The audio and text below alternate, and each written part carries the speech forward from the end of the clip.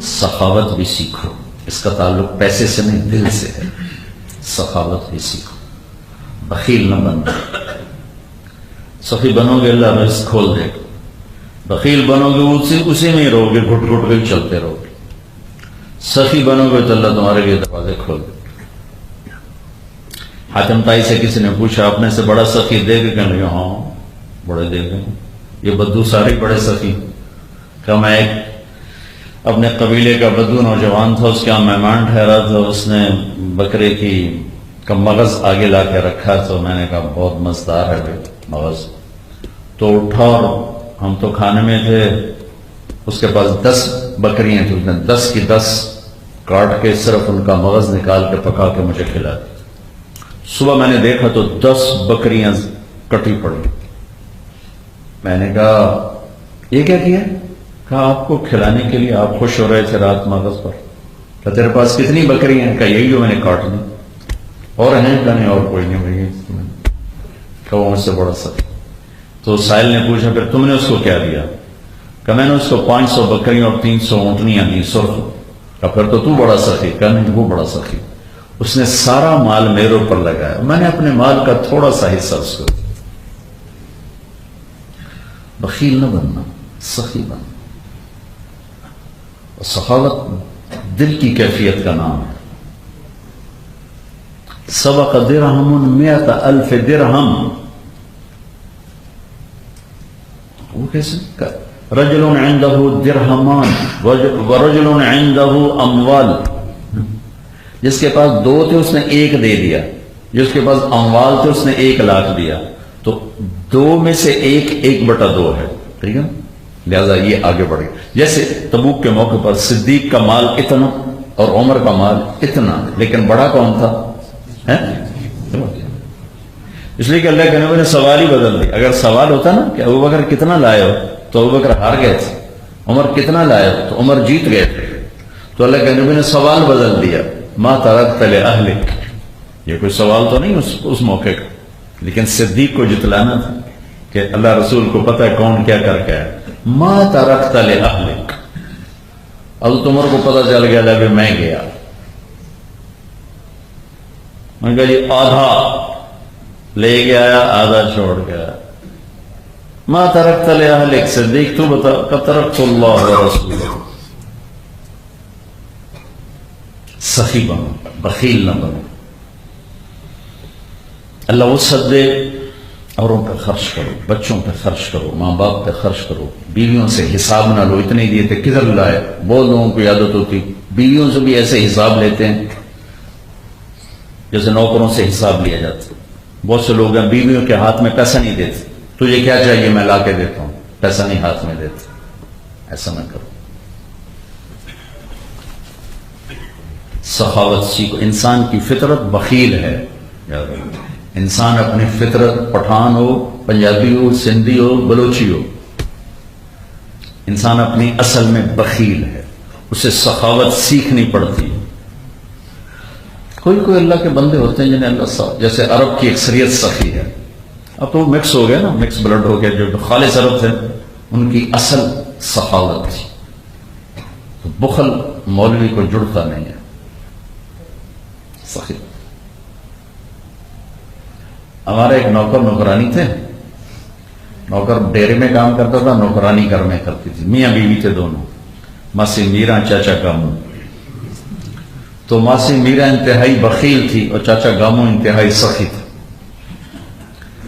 وہ جب بھی چائے بناتا تھا نا، دودھ تو ہمارے گھر سے لیتا تھا، تو چینی پتی بازار سے لیتا تھا. تو وہ کبھی کبھار میں نے دیکھا کہ اکیلا بیٹھا پی رہا، ورنہ جب وہ چائے بناتا 2-4 بستی کے اور آومیاں چاہ پیوائیں تو آنا، تو ان کو اس کی اتنی وسعت ہے تو چائے پلاتا تھا بٹھا کے سب کو. تو اس کی بیوی میں ساری چائے چ روڑ گیا، ساری چائے چ روڑ گیا. وہ کوئی چھوڑا کہانی بچا رکھا. وہ ہر ویلے لڑتی، ہر ویلے لڑتی. وہ کہتا میرے پیو کیڑا میرے واسطے بچایا ہے، میں بھی تو پل پہ آتے یہ بھی پل پوس. پتہ نہیں شیخ سمجھے کہ نہیں سمجھے. اچھا تو دیکھو مولوی کو بخیل نہیں ہونا چاہیے، سخی ہونا چاہیے۔ مولانا سعید خان صاحب کو دیکھنے کے بعد مجھے سخاوت سمجھ میں آئی۔ میں اپنے آپ کو بڑا سخی سمجھتا تھا، پر ان کو دیکھ کے پتہ چلا کہ میں تو بہت بخیل ہوں۔ او ہو کیا سخاوت، سبحان اللہ! میں نے ایسا سخی زندگی میں نہیں دیکھا۔ پرائیویٹ آئے نا جب پاکستان، جب وہاں سے نکال دیا، سعودیہ سے نکال دیا، پاکستان آ گیا، تو عبدالرؤف صاحب نے احتراماً اپنے کمرے میں ان کو بستر ڈلوا دیا۔ اب عبدالرؤف صاحب صاحب حال آدمی ہے، صاحب حال۔ ایسے آدمی کروڑوں میں ایک اللہ چنتا ہے جن سے کوئی کام لیتا ہے، وہ صرف اسی کام کے ہوتے ہیں، اور کوئی چیز نہ ان میں آ سکتی ہے نہ جا سکتی۔ زندگی میں ایسا شخص تم نہ دیکھو گے اگر آپ لوگوں نے کو قریب سے دیکھا، میری آنکھوں نے ایسا انسان نہ دیکھا نہ دیکھی۔ تبلیغ ان کا حال ہے، اور کسی حال والے کو دیکھنا تو اس ہستی کو دیکھ۔ کرتے میں یہ تھا نا آستین، اس میں بازو ڈالے یوں، یہ ایک واقعہ ہے، اور روزانہ ایسے ہوتا ہے۔ اوپر سے میں آ گیا اور مولانا احسان صاحب یہ یوں اور یوں رہے دونوں بازو، اور یہاں 10 منٹ ہمیں دیکھ کے بات کر رہے ہیں، اور ہاتھ یہاں، ان کو یاد ہی نہیں کہ میرے ہاتھ یہاں، لقمہ ہاتھ میں ہے، اور پونا پونا گھنٹہ گھڑی دیکھ کر لقمہ ہاتھ میں ہے اور اندر نہیں گیا، بات چل رہی چل رہی چل رہی چل رہی چل رہی۔ عجب انسان، کیا نبیوں والا درد ان میں دیکھا، نبیوں والی تڑپ، امت کے لیے بے قراری، ایسا میں نے نہیں دیکھا۔ تبلیغ ان کا حال ہے، تبلیغ کے علاوہ کچھ نہیں ان کو، نہ سوچ آتی ہے نہ آ سکتی ہے، لہذا انہوں نے کسی کو روٹی کیا پوچھنی، وہ تو اپنی روٹی یوں کھاتے ہیں کہ پونا پونا گھنٹہ لقمہ ہاتھ میں ہوتا ہے اور باتیں چل رہی ہوتی، اس لیے ان پر وہ مولوی فہیم صاحب کو اللہ جزائے خیر، ایسا خادم میں نے زندگی میں کہیں نہیں دیکھا۔ سبحان عبداللہ صاحب کی خدمت بہت نہیں کی، لیکن جو مولوی فہیم صاحب کر گئے میں ان کی عظمت کو سلام کرتا، کمال کرتا، اپنے آپ کو ذبح کرتا۔ میں کہتا ہوں مزاجن عبداللہ صاحب جیسی مشکل شخصیت دنیا میں کوئی، نہ کھانے کا ٹائم ہے نہ سونے کا ٹائم، تو پھر اسے آپ پابندی لگے، جب آپ کھانا کھائیں گے کوئی آدمی آپ کے پاس نہیں بیٹھا جائے تاکہ آپ کھانا تو کھا لیں۔ اب انہوں نے کیا پوچھنا، تو مولانا سعید خان صاحب آئے نا، چوتھے 5 منٹ کہنے کے وہاں میرا بستر یہاں سے نکالوں، میں تو کسی کو کھانا ہی نہیں پوچھتا۔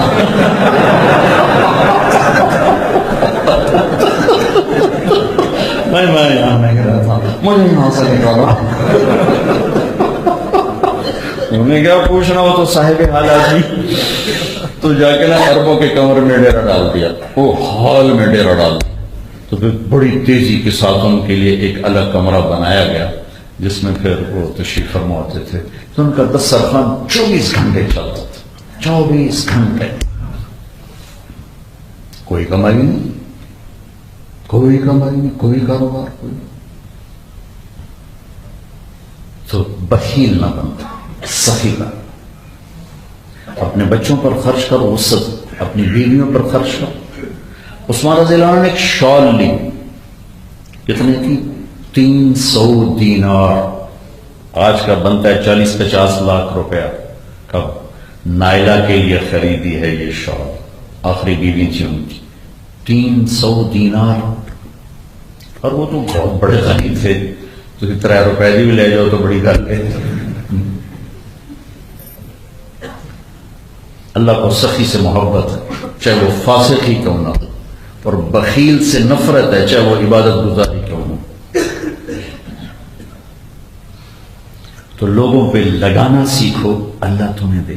تمہارے حقدار ماں باپ ہیں، تمہاری بیوی، تمہارے بچے، تمہارے رشتے دار، تمہارے دوست، جتنی تمہاری وسعت ہے دینا شروع کرو گے، اللہ اور دے گا، اللہ اور دے گا، اللہ اور دے گا۔ کہ سخی دلوں میں جگہ بنا لیتا ہے۔ سامری کو منافق کے باوجود سخاوت نفع دے گی، جب سامری جو بچڑے کی عبادت کا ذمہ دار ہے، عبادت کرنے والے قتل کیے گئے، سامری قتل ہونے لگا تو رگا نہیں، اسے نہیں قتل کر، چھوڑ دو آپ ہی مر جائے گا۔ موسیٰ علیہ السلام نے پوچھا کیوں؟ ان کا یہ کام بخت سخی ہے، سخی کو قتل کرنا مجھے اچھا نہیں لگتا۔ تو آپ اہل ایمان ہو، اہل علم ہو، تو اگر آپ سخاوت سیکھو گے تو بہت عالی شان مقام ہوگا آپ کا۔ ایک واقعہ پڑھا تھا ہاشم کے نام سے، وہ کون ہیں، ان کی کیا ہے، آگے پیچھے ہو تو نہیں پتا، کتاب کون سی وہ یاد نہیں، واقعہ یاد ہے۔ سفر میں تھے تو ایک جگہ اترے، دوپہر ہو گئی، جو خاتون خیمے پر بیٹھی تھیں، بہن کھانا ملے گا، تو اس نے کہا کہ میں نے تو کوئی ہوٹل نہیں کھولا کہ کھانے کو آ کے چلو اپنا راستہ دو۔ تو وہ بیٹھ گئے تھے، اب دوپہر کہاں سے کہوں، صحرائی سفر عرب کا، تو تھوڑے دیر میں اس کا ایک شخص آیا، اس کا خامن، تو اس نے سلام کیا، کون ہو بھائی؟ مسافر ہوں، دوپہر کاٹنی ہے، کھانا کھایا ہے؟ کہا جی نہیں کھایا۔ تو اس نے بیگم سے کہا تم نے اسے کھانا نہیں کھلایا؟ انہوں نے کہا میں تو کوئی ہوٹل بنایا؟ انہوں نے کہا تو مجھے ہمیشہ رسوا کرے گی۔ انہوں نے جلدی سے بکرا کاٹا، تیار کیا، کھلایا پلایا، اور تاخیر کی معافی مانگ کر کہنے رخصت کیا۔ چلتے چلتے چلتے اگلی منزل پر پہنچے تو وہاں بھی ایک خیمہ نظر آیا، وہاں خاتون بیٹھی تھی۔ تو ان سے کہا بہن کوئی کھانے کو ملے گا؟ مسافر؟ ہاں ہاں بسم اللہ، مہمان کو اللہ کی رحمت۔ بکرا کاٹا، صاف کر کے پورا بکرا بھون کے اوپر سے کھانے لا گیا اس کو۔ اوے کون ہے تم؟ کہا جی میں مسافر ہوں۔ اے بکرا کتوں آیا؟ کہا جی خاتون نے کہا تیرا بیڑا غرق، تو میرے بکرے مکا چھڑے مہمانوں کو کھوا کھوا کے، تمہیں شرم نہیں آئی؟ تو کہنے لگا میں زور سے ہنس پڑا۔ کہنے لگا کیوں ہنسے ہو؟ کہو پیچھے اس کا الٹ دیکھا تھا، وہاں عورت تیرے جیسی تھی، مرد اس عورت جیسا تھا۔ کہنے لگا جانتے وہ کون ہے؟ کہا نہیں۔ کہا وہ میری بہن ہے، یہ اس کی بہن ہے۔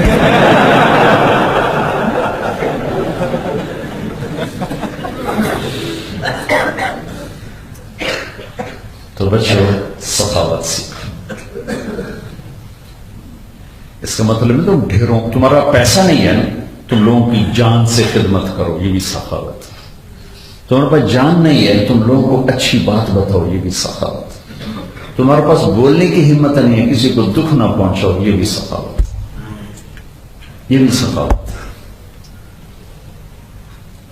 مہمان نوازی سیکھو۔ میرے والد صاحب مرحوم اور ان کے بڑے بھائی، دو ہی بھائی تھے، ان دو بھائیوں کی آباد بستی ہے جو ہماری، اللہ تعالیٰ میرے تائے کی مغفرت کرے، بہت میٹھے آدمی، بہت میٹھے لیکن بہت بخیل۔ میرے والد بہت کڑوے اور بہت سخی۔ تو کوئی اس دور کچی سڑکیں ہوتی تھی، راگیر آتے تھے، مہمان رات کو ٹھہرتے، تو جو میرے تائے کا ڈیرا شروع میں آتا ہے، جنہوں نے ہمارا گاؤں دیکھا ہوا، ہمارا ڈیرا آ گیا تھا، تو کوئی آ جاتے تو میرے تائے کہتے میاں اللہ باغ دا ڈیرا ادھے ادھے ادھے جاؤ ادھے جاؤ ادھے جاؤ۔ اور میرا باپ بیٹھا ہوتا پریشان، مہمان کوئی نہیں آیا، اللہ خیر کرے، رب ناراض تو نہیں ہو گیا۔ میں نے اپنے کانوں سے سنا کہ مہمان ہی کوئی نہیں آ رہے، کہ نہیں رب تو نہیں ناراض ہو گیا، ہفتہ پورا ہو گیا پرانا ہی کوئی نہیں آیا۔ یہ میرے باپ کا مزاج تھا، کھلا کے خوش ہو، دے کر خوش ہو۔ اور جو انہوں نے ہمیں وصیت فرمائی کہ دیکھو میں نے پتا تسی اتنے کوئی نہیں رہنا، تو تبلیغاں کرنی ہے تے اس ڈاکٹری کرنی چھوٹا، میرا ڈیرا آباد رکھا جے، چاہے تسی اتنے رہو تے چاہے نہ رہو، میرا ڈیرا آباد رکھا۔ تو اب ہم لاکھوں روپے خرچ کرتے ہیں، ہمارا ڈیرا چلتا رہے، بند نہ ہو، جو آئے رات کو آئے، دن میں آئے، صبح آئے، شام آئے، کھانا کھائے، چائے پیے، رات سوئے، پھر اپنے باپ کی اس نصیحت وصیت کو زندہ رکھنے کے لیے۔ تو بخل تو کسی بھی ایمان والے کے لیے روا نہیں، تو کسی علم والا تبلیغ والا بخیل ہو تو کوئی اچھا نہیں لگتا۔ اپنی وسعت کے مطابق خرچ کرنا سیکھو، اپنے غصے کو پینا سیکھو، یہ بھی تمہاری سخاوت ہے، معاف کرنا سیکھو، یہ بھی تمہاری سخاوت ہے، درگزر کرنا سیکھو، یہ بھی تمہاری سخاوت، مسکرانا سیکھو، یہ بھی تمہاری سخاوت، خاص طور پر اشتعال میں، غصے میں اپنے آپ کو پینا